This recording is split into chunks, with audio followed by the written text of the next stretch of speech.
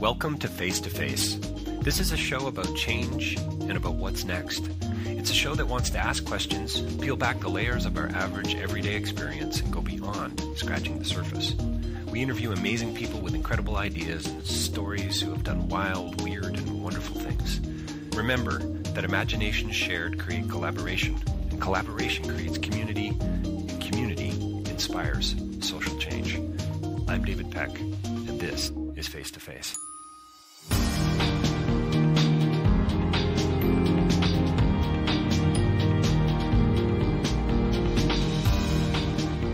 So my next interview is with Grace Dove, and she was in a film called Monkey Beach that was at the Toronto International Film Festival this year. Loretta Sarah Todd's film, who is actually also a guest on Face2Face. It started out that we were going to have a three-way conversation, and we had some tech issues and ended up splitting it into two different conversations. And boy, am I glad we ever did. I'm sure the three-way conversation would have been brilliant too, but being able to go a little deeper, chatting with Loretta and then having a conversation with Grace just was wonderful too, and in some ways probably all the more meaningful. We talk with Grace about the new film Monkey Beach, but we also talk about her new film that's coming out very soon called Kiri and the Dead Girl. Look for that. It sounds fascinating for a whole lot of reasons, and she talks a little bit about that. She's an actor, she's an activist, she's now she's a filmmaker, really, capital F, I guess you could say. We talk about this as her first, Kiri and the Dead Girl as her first directing opportunity, and some of the things she's learned along the way, and about what it means to make a true and authentic and and exciting movie making. We talk about the circle of life and about breathing breath into our daily life in a way that's meaningful. We talk about guidance and wisdom in our ancestors and reconnecting with the old ways. It sounds sort of corny in some respects, but it's so it just makes so much sense, and it's simple on a certain level and not so simple on another. Grace talks a great deal about reclaiming Indigenous identity. She's got a TED Talk out there that you're going to need to listen to as well. Well, you can watch it on YouTube. She talks about Indigenous identity and trauma and the way that we heal. It's around people that we trust and we love. And we ask the question sort of together. It's really Grace's question, but how can we save each other? This idea of that we can survive anything, that we're never alone, and it's really about others, and it's about creating safe spaces. And wow, do we cover a whole lot of ground? So buckle up and lean in, and I hope you enjoy this interview, and look for the film Monkey Beach, and coming soon too to a theater, hopefully an actual theater near you, Kiri and the Dead Girl from Grace Dove. And don't forget davidpecklive.com for more information about my writing and my speaking, which is now mostly online, facilitation, pretty much all online. And you can also buy a copy of my book there, Real Change is Incremental. I'd love for you to do that. And also face2facelive.ca. That's where all of these are hosted. But you can also, you probably got here to this interview through, iTunes or Spotify, Amazon, all the usual suspects, right? But check out face2facelive.ca, over 525 interviews there, a whole lot going on, a ton of library value. And I hope that you will leave us a review. I'm asking you to leave us a review. We're going to create some kind of contest later in the year to hopefully generate some interest there for people to leave reviews on iTunes. But we need social mediation. Yeah, we need social mediation. We'd love for people to be talking about us. Send a note to your friends. Sign up for the newsletter. Tweet about us. Post about us. And for heaven's sakes, please leave us a review. We would so appreciate it. It really does go a long way. And also, just so you know, you can advertise with Face2Face. We are trying to figure out how to monetize this thing after all these years. And we got banner ads for you. We've got shout outs in interviews. We have a newsletter. We've got the website that's getting thousands of unique visits every month. So there's opportunities there. Reach out to us, and you can do that through the website Face2Face Live too, face2facelive.ca. And don't forget Rabble. rabble.ca. Face2Face is also hosted there. News for the Rest of Us, a whole group of other journalists, writers, and thinkers that are stepping into the issues that matter to us all. And I've been on rabble.ca and hosted there for quite some time, and am very pleased about that. So check us out there, check others out there as well. But for now, stay tuned for a interesting, fun, and important interview coming up with Grace Dove. Well, welcome to Face to Face. We're joined by a very special guest here with us today on Zoom. And once again, sadly, it's not actually face to face. It's a digital reproduction of our faces. Grace Dove is here with us today to talk about a whole lot of things. She's going to be talking about a couple of, one film in particular called Monkey Beach and another very interesting project called Curie and the Dead Girl. Grace, thanks for joining me here today on Face to Face. Really, what a pleasure having you on. Thank you for having me. So I don't even know where to start. I mean, there's just so many things we could talk about, it seems to me, based on the film. I saw the film. Congratulations. I've already interviewed the director. It was at the Toronto International Film Festival, and help me out here. It's coming to Vancouver as well, isn't it? It is. We're having our world premiere in 2 days' time at the Vancouver International Film Festival. No, that's fantastic. And what are you and Loretta talking about as you prepare for Vancouver, or are you talking about anything? Any expectations? I think at this point, for both of us, the hard work is done. I like to believe. This has been years in the making. 2 years for myself, and Loretta, I know, has been working on this for much longer. And this is now a chance to sit back and, I think, celebrate our success. Yeah, that's amazing. Well, you've been a part of this kind of thing before. So are you guys going to be doing the panel discussions, Q&As, those kinds of things, I would imagine? Yeah, it's an interesting time because, I mean, pre-COVID, yes, it would have been a full festival.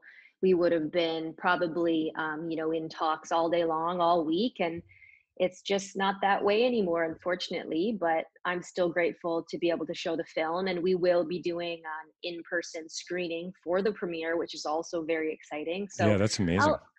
I'll still get some of that face-to-face, a little bit at least. Right. Yeah. What a strange experience for me the Toronto International Film Festival was this year, Grace. Typically I do, no joke, I'm a little bit of a nutcase, but I do about over 30 interviews, and most of them are face to face. And I'm there at any given time through that period. You can see David Peck running from one hotel to another to get in a actual interview, a face to face interview. And this year it's very different. No face-to-face interviews and very few. It's, as you know, a real pared down festival. Hey, tell us about your project. You've just come off shooting. That's got to be super exciting. Your project. Let's talk about your project, and let's sort of dovetail it into Monkey Beach. And just, like I said, there's just so much to step into here. So Curie and the Dead Girl, pretty provocative title right out of the gate, it seems to me. Yeah, it's interesting.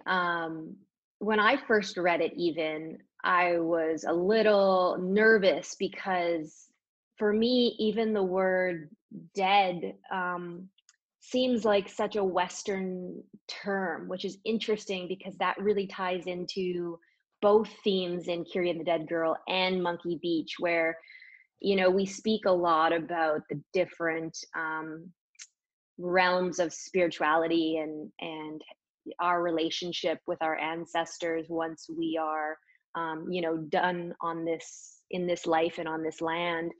And so you can tell already that we're exploring our relationship as Indigenous peoples when it comes to the spirit world.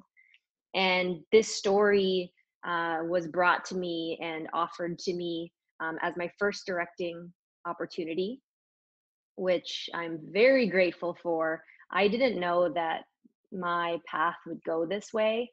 I thought that I was going to be an actor and that was it. And it turns out now I've got a lot more on my plate when it comes to, activism and as well as getting into directing. And it's so exciting because I feel like I'm finally exactly where I want to be.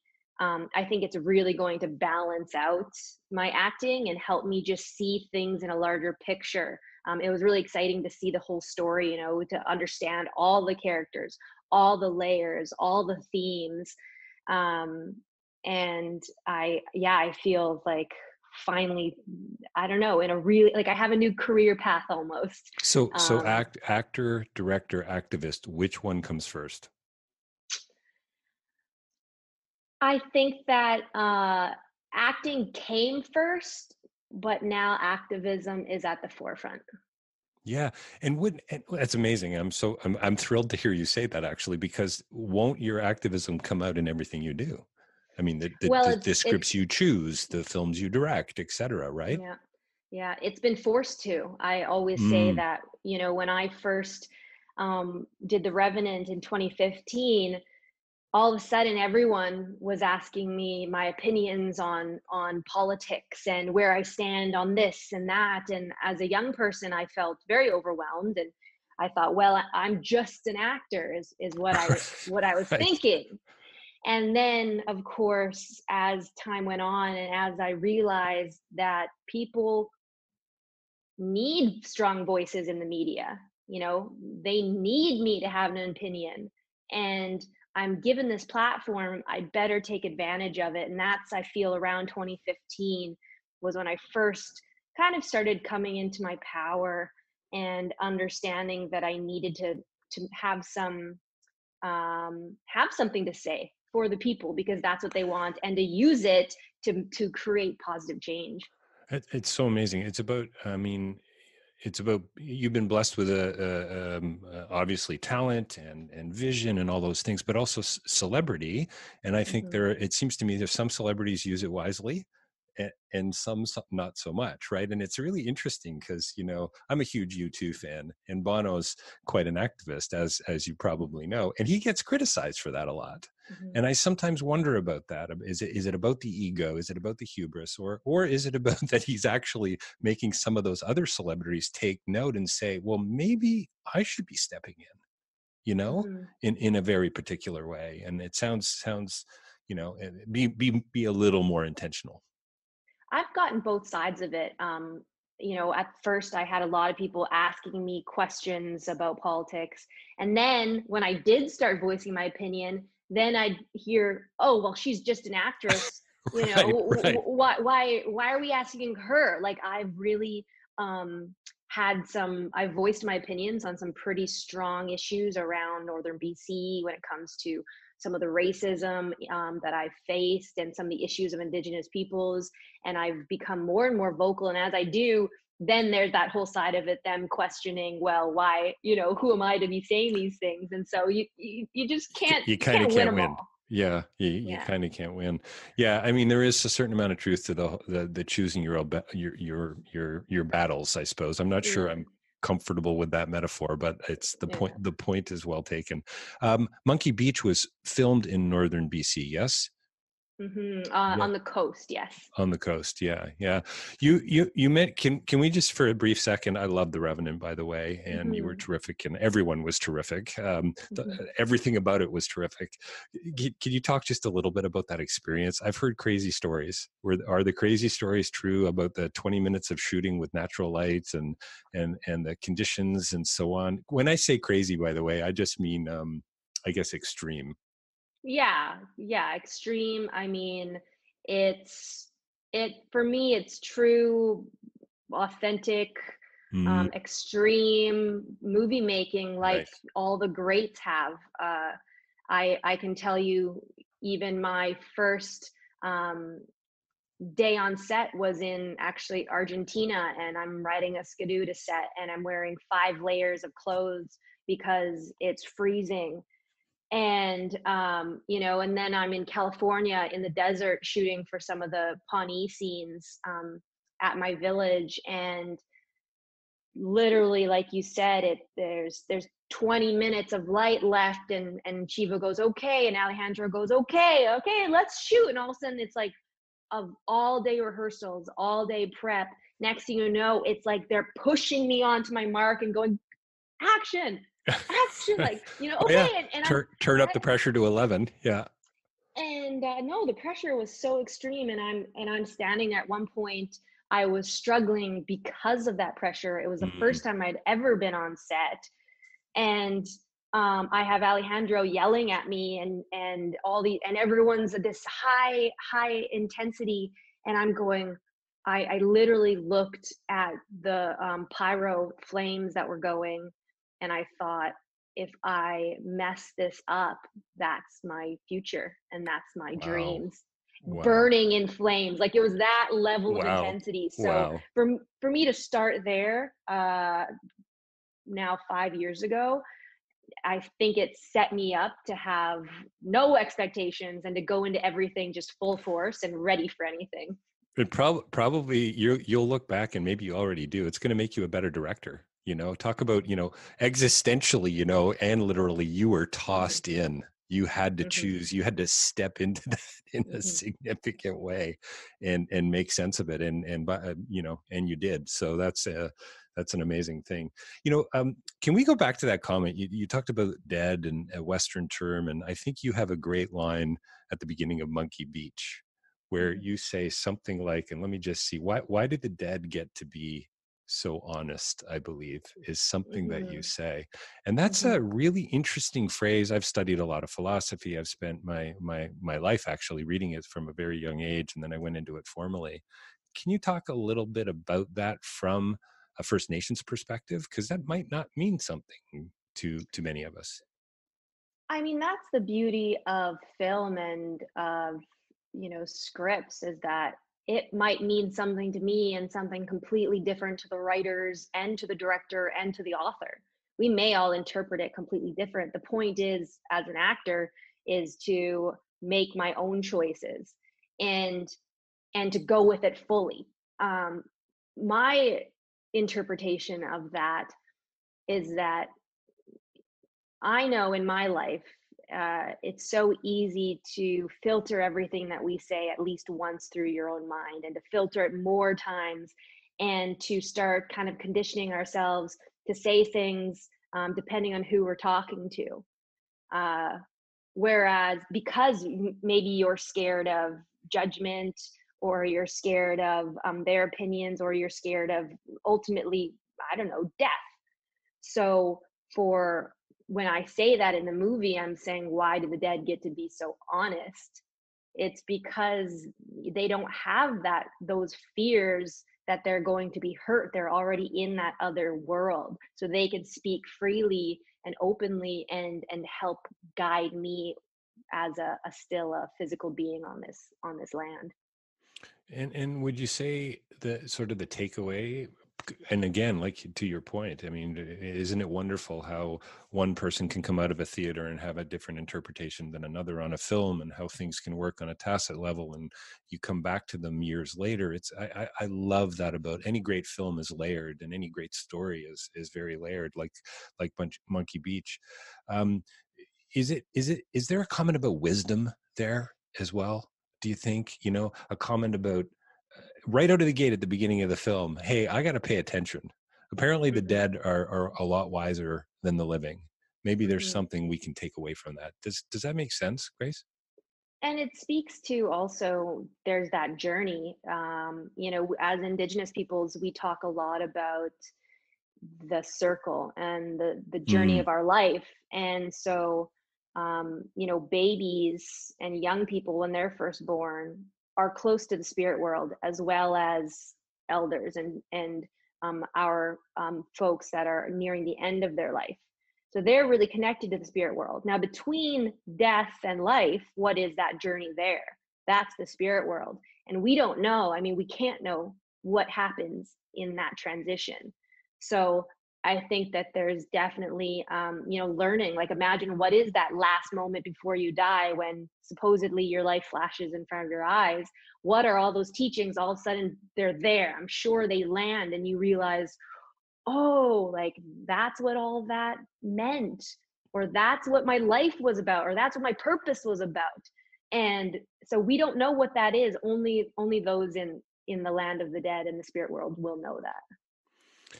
Are you? I'm pretty sure it's also you. And I don't want our interview to be only about death because it's. I Hmm. mean, I think Monkey Beach. I mean, this is a film about the living, right? This is what Yeah. this is about. It's a very hopeful story, and it doesn't sort of maybe seem like that based on the trauma and the Hmm. history and so on, but ultimately, it really is. Aren't you the one who says, "How do you breathe deep with meaning?" as well? Hmm. Yeah, yeah. So how do you do that? Well, that's the funny part, right? Is I think that um, near the beginning of the movie, Lisa is still very much struggling with connection and stuck in these destructive ways and not wanting to heal from her traumas. And so, even when she's given advice, like I know this too, when people say, just breathe, it's okay. I'm like, oh, don't tell me that kind of thing. It's like, it's not that simple. But Right. um, I think that she's dealing with those same things, like almost just she's going to fight back no matter what until she softens and until she breathes that life back in and realizes, with the guidance of her mama O, her grandmother, she realizes that she still does have all this life and all this future to live, and has to just be more present in that moment in order to really accept it. Yeah. Yeah, I don't know, I interviewed, I think I mentioned to you before I hit record, Michelle Latimer, about her award-winning film now, People's Choice Award for documentary at TIFF. And there's the residents of Turtle Island seem to have this ancient access. And that even comes out at the beginning and I think it's you maybe narrating as you're trying to find your way back home, literally find your way Hmm. back home, but I think also spiritually and emotionally and Hmm. metaphorically and so on. Hmm. That there's this deep wisdom that I don't want to be nostalgic, but that a lot of us seem to have either forgotten about or are just Hmm. not really all that interested in. And Adam Hmm. Beach's character is interesting for me in Monkey Beach because it feels like he sort of doesn't believe, right? He's kind of sarcastic and about the spirits Hmm. on the beach and so on. And yet there's that tension that seems to be in most families and most communities. I don't know if that makes Hmm. sense or not, but is Hmm. is that currently happening? Would you say is there a turn back towards that ancient wisdom, um, Hmm.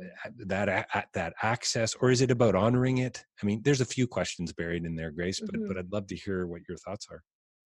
I heard two different questions and two themes that are very relevant to Monkey Beach. In like the first one, having the wisdom and having the wisdom that we do as Indigenous peoples on this land. The reason we have it is because this is where we're from, right? This is where our ancestors are.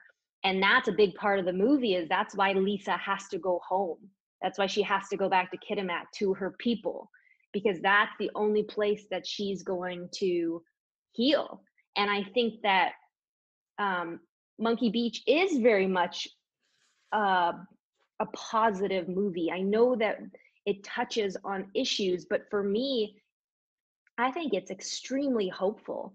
It Hmm. shows that no matter what you've been through, no matter how much you're struggling, um, you can always reconnect to the old ways, and you can always find that guidance. And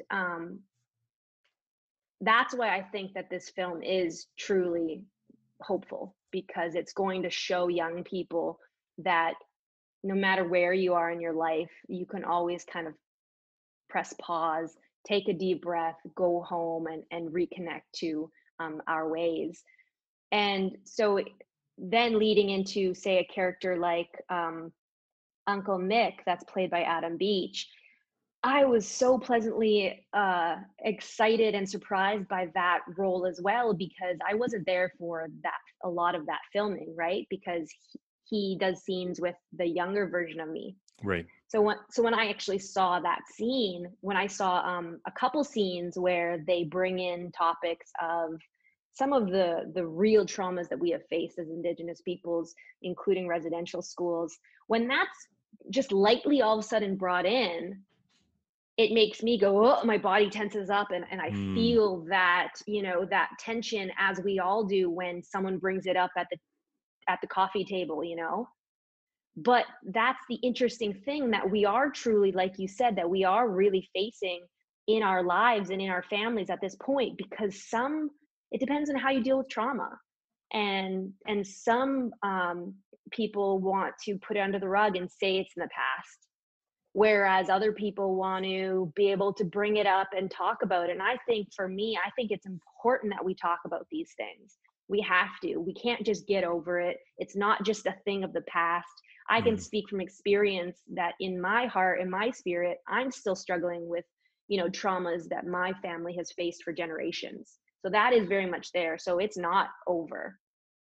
But when we can do it in ways, in safe spaces around people that we trust and love, especially in this movie, in that sense, it's a beautiful thing if we can bring up these issues and bring up these traumas, but also find a way to kind of nurture it and heal, and rather than just leave it open like a wound, right? It's like we need to figure out ways between our peoples to talk to each other about what happened, and bring it out of the darkness. And then I think by expressing it through forms as art, then at least we can kind of feel like we are on the mend.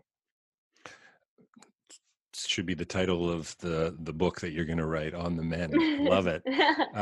Your comment around people we trust and love, I got goosebumps. I mean, Mhm, healing comes through community, doesn't it? mhm, Healing mhm, comes by finding our way back home, it seems to me. mhm, And so, ancient spirits and magic, I believe, is what you say out of the gate at the beginning of the film, or at least near the beginning of the film. And when you help me out here, but I think the first words that are spoken when you embrace Jimmy, I mhm. think he says to you, "You're safe," and then you respond, "No, you're safe." I mean, Yeah. and that was like worth the price of admission for me for the film, because that to me was like, okay, this is what it's about, right? And Mm, that's the lesson for all of us. I mean, we're all, I guess, in a way suffering, I would argue, trauma of one kind or another, right? There's different types for sure, but the only way we're going to find what were we nurtured? The only way we're going to nurture it and heal it is by embracing not just our families, but but mhm, but others, right? The whole idea mhm. of similarity through difference. Anyway, love to hear what your thoughts on it, because that was just such a beautiful moment for me. It's funny actually, because so right before that scene, we're underwater, and this was actually one of my favorite days on set. Very challenging, so much fun. I'm an athlete. I love a good challenge. We were doing underwater scenes, and I had to wear like 20 pounds worth of weights around my ankles and my wrists and my waist to keep me down. And then I also had to blow out all my air so that there was no bubbles. So I'm down on the bottom of the pool with 20 pounds of extra weight and no breath. And it was the I bet. scariest thing I've ever done. And once I was completely about to pass out, I had to kick off the bottom, and the scuba divers would come and grab me and help me up. And at that Wow. moment, I'm seeing stars. And so I'm down there, and I'm doing a scene with Joel, who plays my brother, Jimmy. And we kind of are supposed to meet and come up together. But just the way it was shot was, I was supposed to be out of breath just to have no bubbles. I'm kind of waiting for him. I see him swimming towards me. And then we tried it a few times. And the way it ended was he was going to come in and kind of grab me. And we came up to the top. I started laughing. I'm like, but wait, hold up. I was like, I'm supposed to be saving him.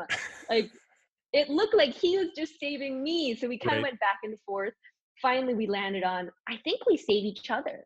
Like, I think Nice. there was something there in the story that brought us together, in the sense of neither of us were really saving. Like, it's very much what you said, you're safe. No, you're safe. Like, that actually happened in our blocking, and in our, even just in the pool, like realizing at that point in the story, we were very much equals, and we were very much, I don't know, on the same level as siblings. And it was just, I just remember it being like, wait a minute, aren't I the hero? And then also letting that go, knowing that we were both the heroes. No, that's cool. I love that. I mean, talk about what's a epiphany, right? In Yeah, Oulette, right? And it yeah, just probably makes for better relationships on set, I would imagine, yeah. and just better storytelling all in.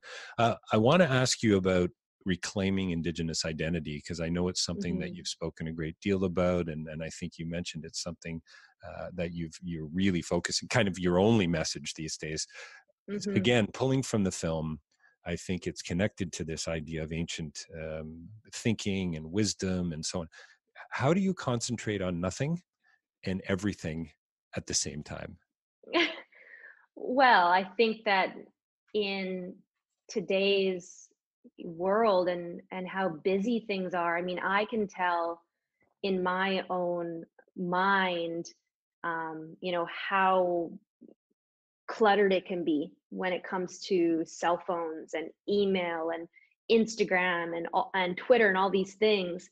And I know that when I'm doing a role, when I'm prepping for a role, I have to step away from all this clutter. Mm, I have to completely let go and step into this character and be still in order for that character's wisdom and experiences to kind of sink and settle. And so I think by being more still for me, and removing all the distractions allows more space to really feel. And I think in today's society, we really discourage that. We'd like not to feel, and that's my profession, and that's what I get paid to do. So I have to be able to do that.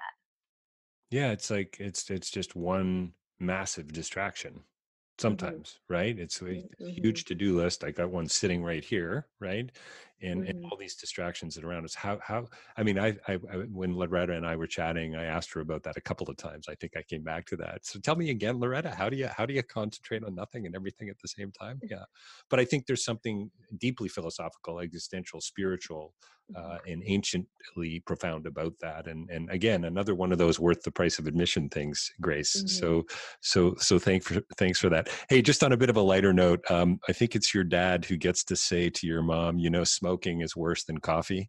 It's got Yeah. to be one of my favorite lines in the. But A it's nice, always one thing or the other, right? You're yeah, always yeah. fighting against coffee or cigarettes. That's right. Nice laugh out loud moment. Hey, is there in a film like this? I would get the sense. I would imagine. Tell me about this. Is there a sense of import that's heightened? You read the script, you get it, you go, I'm in. I want to be a part of this.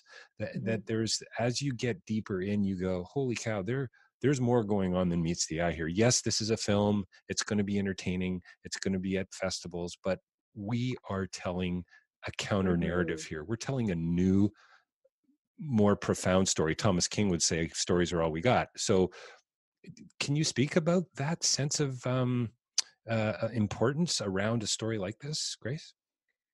Well, for me, that's the difference between a mediocre story and movie and Academy Award winning film. The difference is those layers and the specifics of every character and every theme and plot line.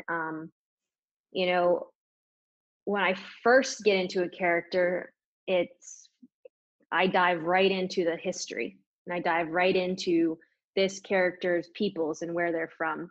And the more that I learn about their ancestors, the more that I start getting really excited and really specific, reading about stories that happened to their grandmother, their great grandfather, or what happened on the water, or their experiences on the ocean.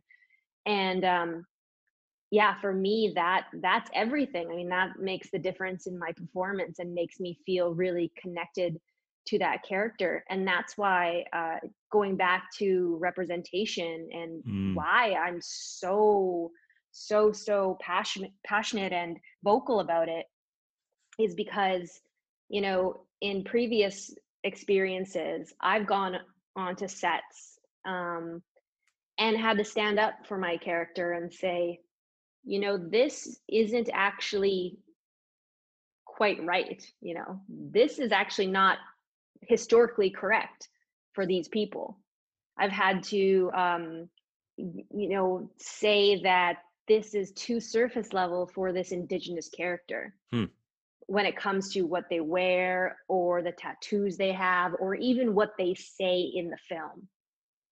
And if I had not been an Indigenous person, if I had been just playing an Indigenous person, I wouldn't have known to do that. You know what I mean? I wouldn't have that. I wouldn't put my job on the line and put my career and my name on the line to fight for these characters unless I was authentically Indigenous. So that's why I'm saying, even if you look Native, you know, as an actor, I don't think anyone should be playing our roles because they don't have that, they don't have the drive and the generations of trauma to make them fight for the proper representations of our people. So if we just continue staying surface level, if we don't have the passion and the understanding that we need to dive deep into these Indigenous characters, then we will never be proper represented, and then the world will never truly know how dynamic and complex our nations are. So would you say a film like Monkey Beach is a historical document as well, in a sense? I mean, it's the kind of film that, I mean, it cover. I mean, I know it's Eden an adaptation, Eden Robinson, and so on, Mm-hmm. and it's very layered, and Mm-hmm. it's almost like pretty much every stone is turned, right? I mean, almost so many issues, so many traumatic Mm-hmm. things to talk about with respect to this film and to Indigenous history here in Canada and so on. Um, yeah. So as a historical document, I mean, I would imagine there'll be people writing essays about this story. Is that Yeah, I hope so. I think that they will, but also I think it should be, the topic shouldn't be about the history of the Haisla people or the history of Kitimaat Village. It should be maybe the difference between Western writing and Indigenous writing, or it should be on, you know, the differences between our views and Western views. Like it should be almost about showing what they don't understand about, and how we unapologetically are being Indigenous in this film and this script, how we are just, I feel like we're being bold and going our own way, and both Loretta and Eden have expressed that this film, I feel like, is for us. And if non-Indigenous connect, and if they want to, you know, be a part of this and learn about our peoples, then that's great. But I feel like we're doing this for us and our rise. I was talking to Diego Hamada downstream to Kinshasa. It was a complicated interview. He was in the Congo. I was here just outside of Toronto, and our interpreter was in Paris. And then the person who set up the call was somewhere else. So it was a little kooky, but we managed. And he talked about the rise of, and he's, I believe he's the first recognized Congolese filmmaker at Cannes. And I got the sense from him, and it was so frustrating that I didn't speak French and that he couldn't speak better English, because I felt like, and I think he was saying, and I'm going to go back and read some of his writing, that there's a sense in which the Congo has to start to appreciate this kind of storytelling and start to invest in this kind of storytelling. And now you're asking questions about trauma and war and poverty and all these other things as well before that can actually even take place. Do you feel that is that what you meant by saying this is for us in a way? Yeah, I think something that I feel like I learned from Loretta was that Indigenous cinema and Indigenous filmmaking is just different than Mm, what the standard is. interesting. And Okay. that we don't fit in that box, and we shouldn't have to. So when it comes Nice. to, you know, the technical aspects, sure, you know, we're going to probably run our call sheets the same, and you Right. know, Yes. use the same Better gear, food on and set. Better food on set for sure. Yeah. we'll do all those things. Yeah. But Yeah. then when it comes to even starting our day with ceremony, that's what Got it. I Yeah. learned from Monkey Beach too, was like, so when I did my film last week, I started with ceremony, I started with smudging, and I invited the entire crew to say, This is just to welcome us all and to Mm. say that we are here as one to do, to do good and to make this project together.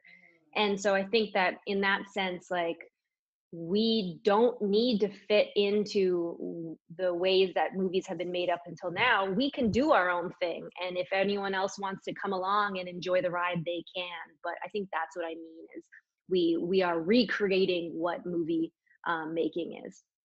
I used to teach at Humber College in Toronto, and for 4 years, at the end of a course in international development, I had Bob Phillips, um, survived the residential schools in Brantford, older man, beautiful man, and he would do a blanket ceremony and a Mm-hmm. smudging ceremony, and then we would celebrate with a lunch together, and it was just wow, what an eye opener for, Mm-hmm. oh, I would say 80% of a non-Indigenous class, at least, probably higher than that, Grace.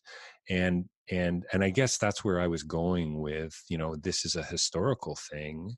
It's a way to hopefully educate people like me and my kids and so on. But I love that it's also a way for, I don't know, for you as a group and as a community to step in and say, this is us, Mm-hmm. right? This is who we are. And I just Mm-hmm. think that's a wonderful thing.